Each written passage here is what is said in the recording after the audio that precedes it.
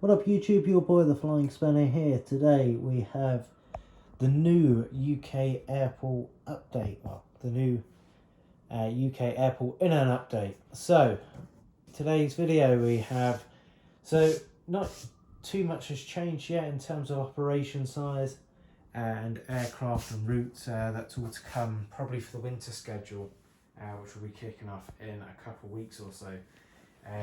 Couple new models in here, but mainly just kind of an update really on the airport, and you can finally see how it all looks.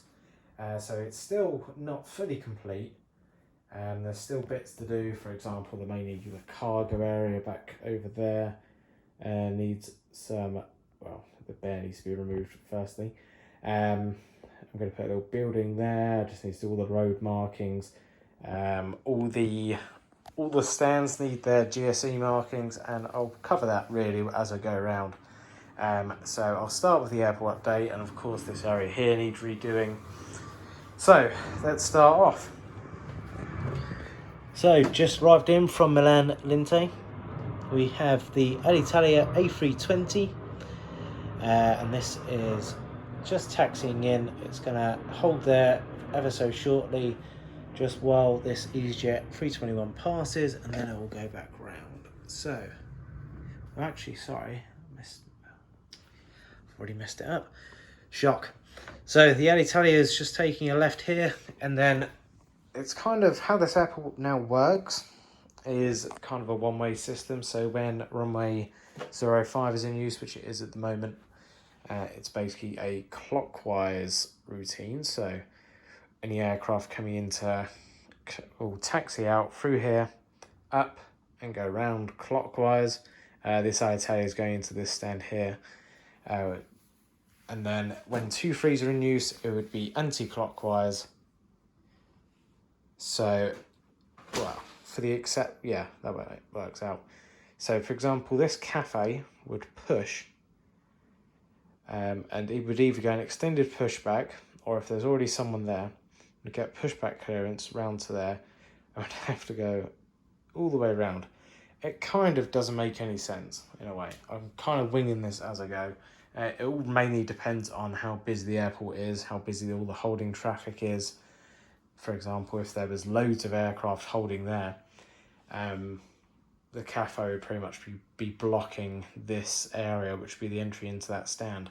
So it might as well go all the way around and drop over there. So it depends on the busyness of the airport. So that explains that a little bit. Next up, we've got the EasyJet 321. Why is focus on that? There we go. Struggling to focus. This EasyJet 321 is arriving from Paphos and will be heading out to Copenhagen. Then next up, we've got the Cathay A350. This has just arrived in from Hong Kong. And then also just arrived in, it's pulled on to stand. The jetway is just going on. We have the Finnair A350, and this is arriving in from Helsinki. Then next up, we've got the Scandinavian A350. This is operating the Oslo route. So Scandinavian now, like Finnair, are operating a wide body a couple times a week, just for bigger loads and cargo and all that, all the good stuff. Then next up, we've got a new model, which is the High Fly A330 Neo. As I said in the unboxing, which I posted beforehand, probably one of my favourite models, favourite liveries definitely. And on the 330 Neo, it just makes it look even better. This aircraft is operating the Pakistan routes, so is operating Islamabad, and for the life of me I can't remember the other routes operating. These routes will be taking over by Virgin in December time, and they will be continued by Virgin Atlantic as part of their new routes to Pakistan. Then next up, we have the Lufthansa A320, and this is just come in from Frankfurt. And as you can see, it's making use of the new wide body stand that we have on this build here. So originally we had 3 wide bodies and 3 narrow bodies. So we still have the narrow bodies, that is also an option as a wide body now, because there's no need to, because there wasn't a cargo stand, because there's no cargo stand here anymore, the taxiway can kind of, the taxiway doesn't have to kink anymore. So the taxiway is now straight, which allowed all of these stands to be on the same level. So then next up, we have an EasyJet 320. This has come in from Bilbao and we'll be heading out to Basel. Oh, yeah, Basel. Then slightly behind its scheduled departure time, we have the Air Baltic A220 300, and this will be going out to Riga. And you can just see there the kind of the new cargo area as such. So we lost the 2 cargo stands, the one that was there and there. We've now got 3 cargo stands, and the middle one is up to 747-8. The other 2 are up to 777 kind of size. This one on the right, so the one on the left is only a single stand. Then the next one is a double, which is up to 321 doubles, and that clearway there kind of acts as a part-time gap.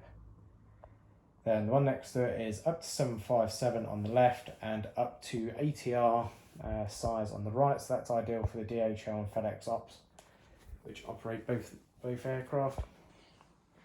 Then if we go around, we have a lonely visitor over in the corner. So this aircraft was positioned from Tenerife probably a good few weeks ago. This is the TUI 737 MAX-8. And this aircraft will be stored here furtherly until they're released back into service, which by the looks of the news, it won't be too long until they are. And hit up in the comments if you would fly a MAX. I personally would. I believe they're safe.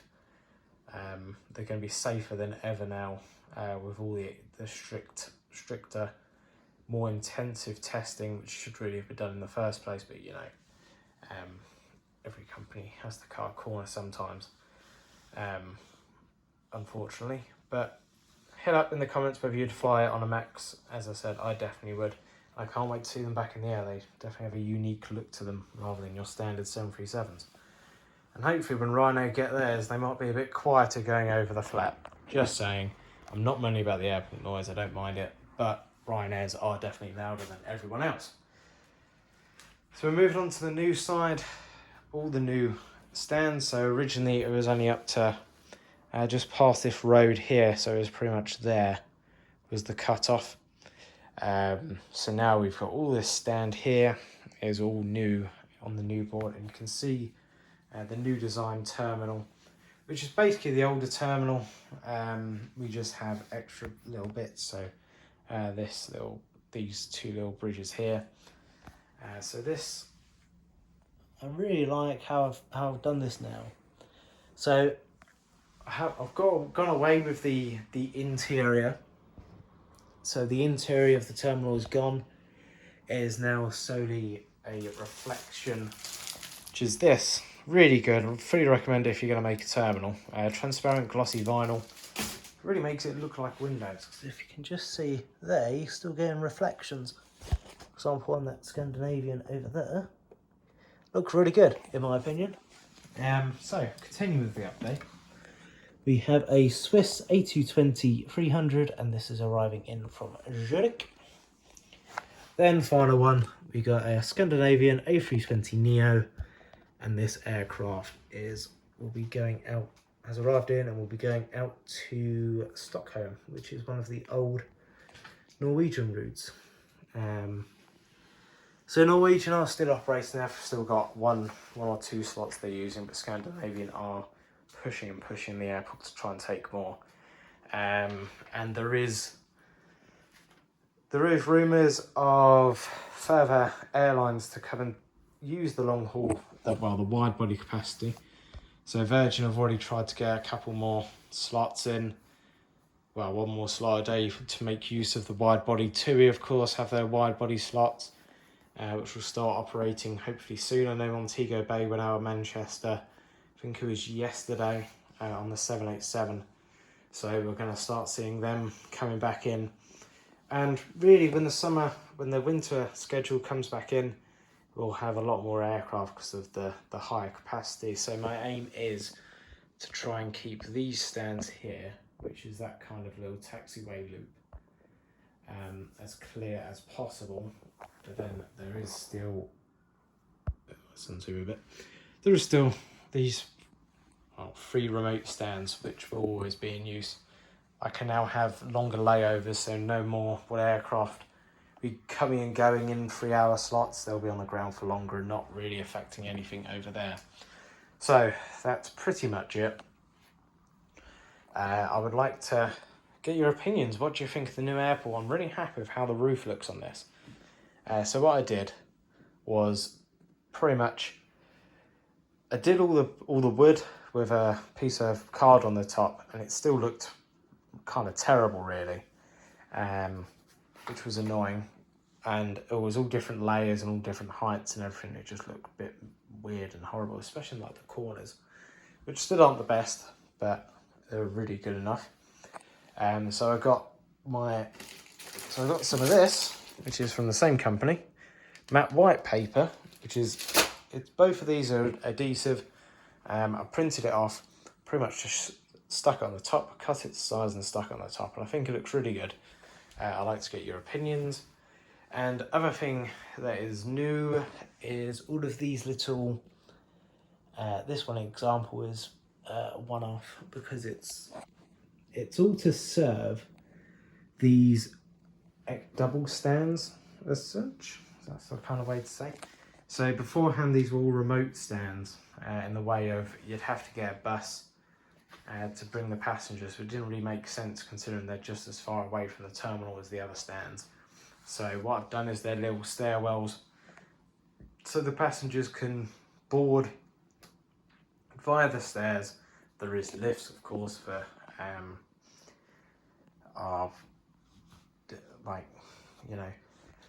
there's lifts in case you need them, but all to get down. Basically, there's no more getting on a bus for the passengers on these terminal stands. Of course, they will still need them for these, but I'm really happy with how they look. These ones in particular, I think, look really cool. So these are the narrow body ones, and they look really good. So what I'm planning to do is eventually, once I get the time, is put a little car park in the middle here. So the check-in facility has got a little bit small, like the actual size of this terminal bit here has got narrower. So the arrivals is now fully underground, and it's basically, actually it's not underground, tell a lie. I'm just going to be putting a car park here with some landside bits around here. I need to try and work out if I can mirage a tunnel, because what I'd really like, I don't really want to cut the board up, I might have to, is to have this on a different level. So have like a drop here, like 1 centimetre or 2. So then there is a gap. So the landside traffic was lower than the actual aircraft on the board, than the airside portion. The other bit needs to be done is the extension board, which is over there. That extension board sits here, which is the viewing park and I think a VIP. I'm going to put a VIP terminal there eventually, but not too sure. We'll see with that one. So just need to finish off all little bits of bobs and markings and all that good stuff. So I just want to get your opinions on a couple of things. So do you like my new stand arrows, which have all the stand numbers? I'm going to be adding safe docks and all that good stuff to each stand. And then also, I'm looking at it now. I'm really happy with how the runway ahead and of course the runway directions have come out. I think they look really good. But do you think, in comparison to these, that the hold points are too wide? I'm having second thoughts now. They're only on the self-adhesive, so they should just peel up dead easy. But I'm starting to look at them now from a distance, and they look massive compared to everything else. So what I'll do is just print them off again, just at a small size. Still to be decided. But we'll see what you guys think in the comments. And of course, I just need to finish off the little bits and bobs like the green pedestrian lines and all that good stuff on the stands.